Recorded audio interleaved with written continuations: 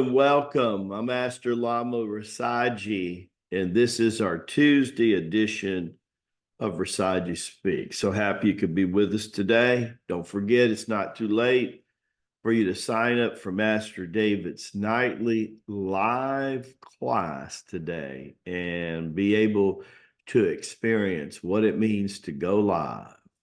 That's right.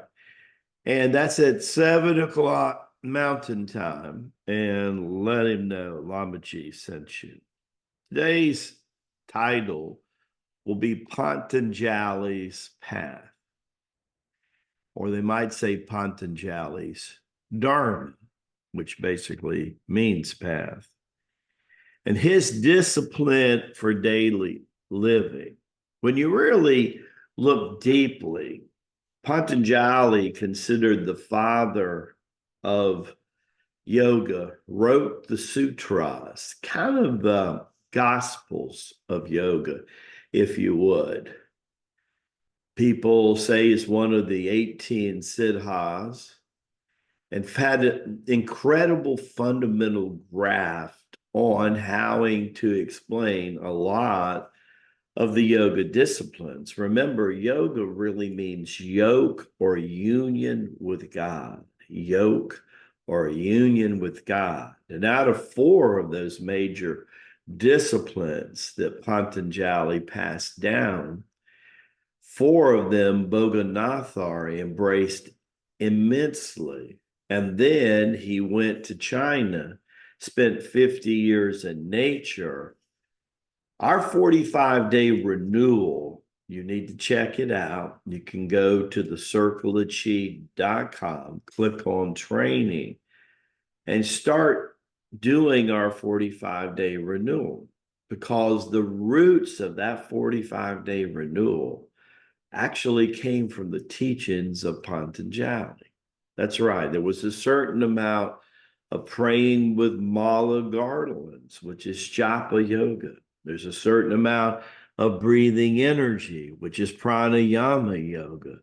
There's a certain amount of movement, what both Nathar referred to as simple yoga, where he would take the asanas of Hatha Yoga, instead of all the postures being on the ground, he made them vertically.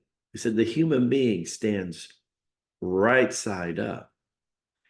With our feet connected to the ground, we could connect with the earth and the grounding of the earth. And he realized that not only was the asanas important for the energy, but the shifting from one posture to another really accelerated the chi. And it went even further than that.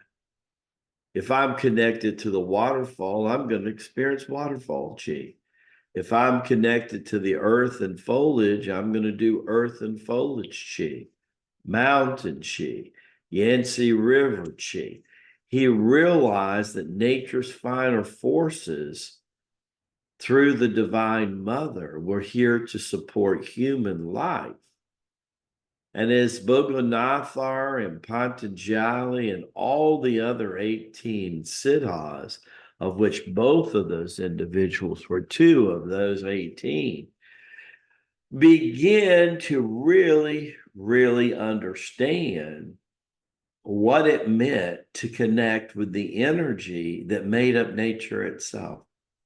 Wouldn't it make sense that the chi and vitality that's behind the basic 7 elements of nature, with the 8th one trumping everything, that we would interact with that? Well, it's one of the reasons we have the 8 chapters in the circle of chi, outside of connecting to the source of all that is to start with. It's an expression of energy. It's an expression of the divine. And it's constantly working inside, outside, but also outside, inside. So is the circle of life. It's all there together. It's the divine father and mother. He suggested that people would enter a daily practice of disciplines Well, what we would equate today to be about 30 to 45 minutes. We tell people start about 20 to 40 minutes. There's some reading in that, right? To stimulate the mind to be focused on what's going for. There's 4 Qigong exercise plus the warm up to get your energy moving, get your breathing energy. And to teach your mind, it's not just about thinking, it's about focusing, it's about releasing, it's about imagination. According to Albert Einstein, the great scientist, said intelligence is really in our imagination, not so much what we think our IQ is. That's a good thing, right? It's also common sense, or what we call spiritual practicality in the lamasery. It's just understanding, being observant, which is the beer in you, and applying that, which is the doer in you.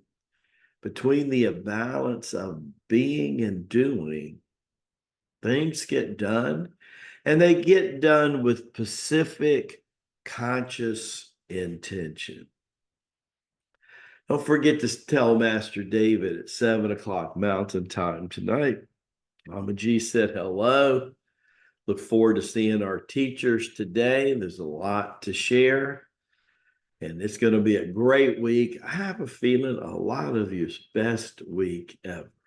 As we say in the Lamasery, Baraka Bashai, may the blessings be to you and to your glorious family. We'll see you bright and early on what Chin calls Hump Day tomorrow. Don't be late. God bless you.